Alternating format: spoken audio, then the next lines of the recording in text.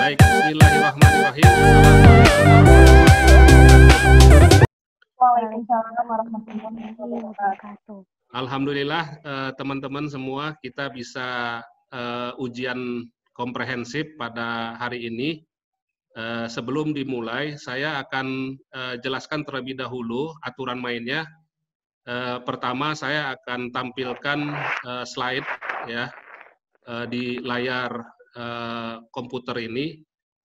Selanjutnya silahkan nanti Anda bisa menjawab secara paralel ya.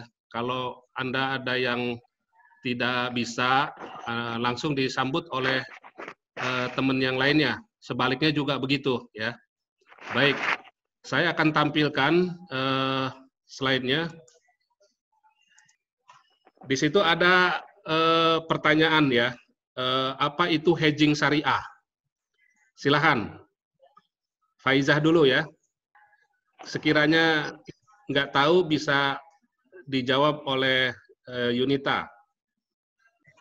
Baik, hedging syariah adalah produk yang digunakan untuk memitigasi resiko fluktuasi nilai mata uang yang diperkirakan akan timbul di masa yang akan datang.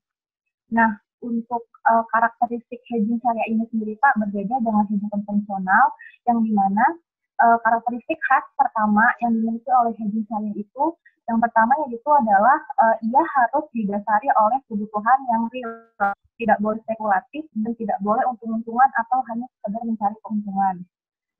Lalu karakteristik khas yang kedua itu adalah hedging syariah harus didasari oleh underlying asset. Lalu yang ketiga karakteristik selanjutnya itu hedging syariah ini transaksinya dimulai dengan akad mu'adah atau bisa dibilang transaksinya ini diawali dengan forward agreement, yang dimana forward agreement adalah perjanjian untuk melakukan transaksi spot atau transaksi dengan harga yang sudah disepakati di masa yang akan datang. Baik. Selanjutnya, pertanyaan kedua nih ya. Sebutkan rukun rohan.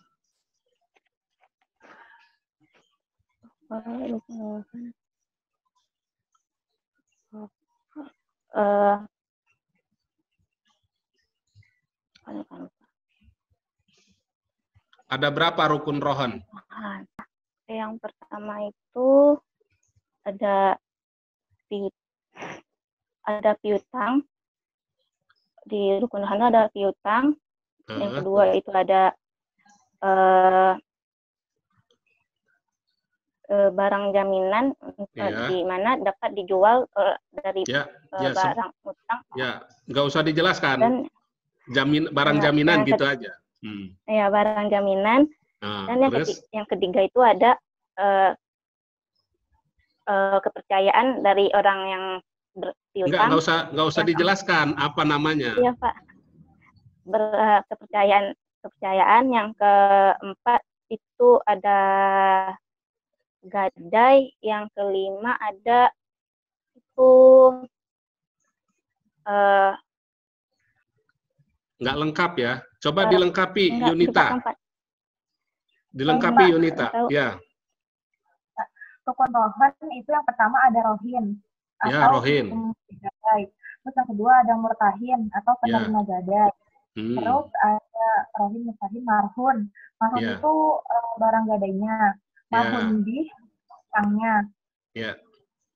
Lalu piutang, lalu yang keenam figo atau ijab kabul. Ya. Selanjutnya itu, apa boleh memanfaatkan barang rohan? Boleh nggak? Saya sih boleh sih, Pak. Iya. Landasan hukumnya apa boleh? Silakan Yunita.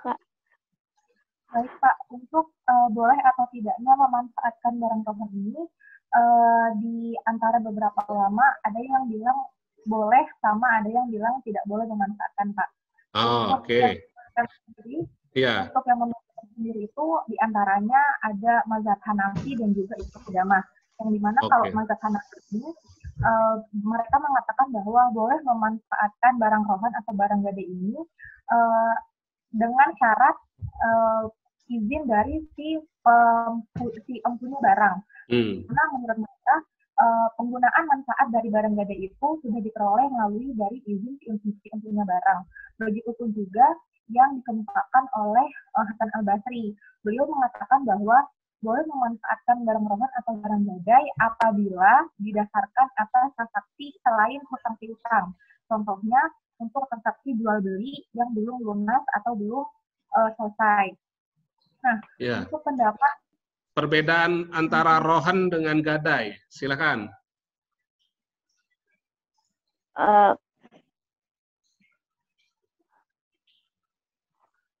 Kalau perbedaan antara rohan dengan gadai itu, rohan itu jenis objeknya itu apa aja bisa. Yang terpenting adalah barang tersebut memiliki nilai ekonomi, ya. Sedangkan untuk gadai, ya, gadai itu terbatas objeknya hanya 3 macam, ya, atau 3 jenis. Ada emas perhiasan, ya, kemudian ada elektronik dan ada peralatan rumah tangga, ya. Jadi ini yang di dalam industri pegadaian itu cuma itu yang hanya dijadikan sebagai objek gadai. Kalau rohan apa aja bisa, ya, misalkan hewan ternak, ya, ataupun mungkin pertanian, misal kayak di Riau itu ada sawit, ya. Nah, itu bisa dijadikan sebagai objek rohan. Kita jelaskan apa itu fintech syariah. Baik, Pak. Fintech syariah adalah singkatan dari financial technology syariah, yang dimana fintech-nya ini sendiri adalah penggabungan dari teknologi yang dimanfaatkan untuk mendukung kegiatan ekonomi agar lebih bisa maksimal. Nah, untuk fintech syariah ini sendiri, maka fintech itu diikuti dengan prinsip-prinsip dan ketentuan yang harus memenuhi prinsip syariah. Oke. Selanjutnya Faizah, ya, karakteristik fintech syariah itu bagaimana? Karakteristik dari fintech syariah itu pertama dari sisi akad, ya, akad pembiayaan dalam financial teknologi syariah itu dia berdasarkan fatwa DSN MUI, ya, dia bisa menggunakan akad pembiayaan kalau kerjasama bisnis, ya, itu bisa dengan mudorobah, ya, yaitu mudorib dengan dengan sohibul mal, ya. Nah, di mana nanti yang satu punya skill, keahlian, yang satu punya modal, nanti kolaborasi. Nah, nanti sistem keuntungannya kalau untung ya dibagi bersama, kalau rugi ya dipikul bersama, ya. Kemudian dari segi jenis objek yang ditransaksikan itu juga harus jenis produknya harus yang halal, ya. Nah, itu jadi yang menjadi pembeda dengan fintech konvensional itu adalah pada prinsip syariahnya, ya. Oke, saya kira untuk fintech ini kita lewat, ini kita beralih ke studi kasus, ya. Nah, ini Anda itu nanti lulus dari Fakultas Ekonomi UIN Jakarta itu bisa menjadi Dewan Pengawas Syariah. Jadi Anda kalau diminta opini syariah, ya, Anda sudah tahu, ya, silahkan. Ini ada kasus seorang pengusaha yang memesan air dari Jepang, ya, kemudian dia meminta pembiayaan ke bank syariah, ya. Nah, akad apa yang digunakan dalam kasus ini, ya? Silahkan Yunita. Jawabannya jawabannya boleh 2, ya.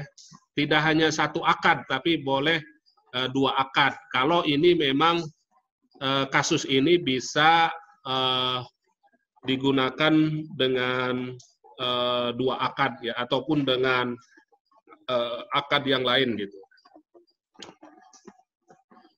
Silahkan Yunita. Baik, Pak. Untuk yang tadi digarisbawahi bisa mengembalikan pembiayaan dalam jangka waktu 1 tahun dicicil. Berarti Ya. akadnya akad istisna, Pak. Kenapa kok istisna?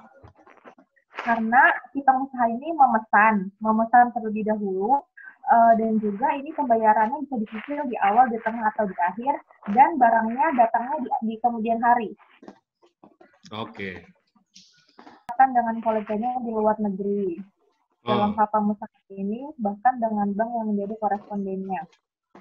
Akad wakalah, Pak. Wakalah. Oke. Oke, good. Pak. Oke ya, kita beralih ke kasus yang kedua. Nah, jelas nggak nih? Enak main game kayak gini atau pertanyaan esai? Enak studi kasus langsung, Pak, biar bisa menganalisis. Ah, pintar. Kalau ini nggak ada contekannya ya, saya sebetulnya tadi mau nguji aja, Faiza kok lancar banget, apa dia dibantu ada earphone di belakangnya gitu ya. Tapi contoh kasus ini kan nggak ada di Google. Lewat? Lewat, Pak. Lewat ya? Ya, silakan Yunita. Kasih tahu tuh, Faiza. Kurang menangkap, Faiza, apanya, Pak, studi kasusnya? Yunita. Akadnya mudorobah, Pak. Kenapa kok mudorobah? Biar tahu tuh, Faiza. Karena produsernya selaku mudorib, yang pengelola dana karena dia punya skillnya, sedangkan banknya hanya memberikan pembiayaan atau kehidupan. Ya. Produk apa yang digunakan apabila TKI ingin meminta pembiayaan pembuatan paspor dan dokumen? Sementara pembayarnya akan dimulai setelah 3 bulan melalui kenalannya. TKI-nya mah ada di luar negeri. Ini Pak, akadnya ijarah multijasa. Kenapa ijarah multijasa? Kasih tahu penjelasannya. Karena bank memberikan pembiayaan untuk TKI, di sini TKI-nya berlaku sebagai nasabah untuk memperoleh manfaat jasa. Iya, manfaat ya, jasa.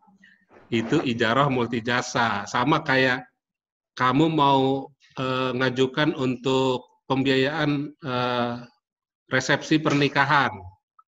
Itu kan bukan produk ya, tapi kamu jasa untuk pengurusan, misalkan sewa wedding organizer. Nah, itu kan nanti dokumen-dokumennya ataupun kwitansi-kwitansi untuk pembayarannya itu kan nanti bisa dijadikan sebagai alat bukti kalau dia sewa jasa wedding organizer. Baik, terima kasih sekali lagi. Mohon maaf kalau ada kesalahan. Mari kita tutup sidang ujian komprehensif pada hari ini dengan sama-sama membaca hamdalah. Alhamdulillah. Alhamdulillah.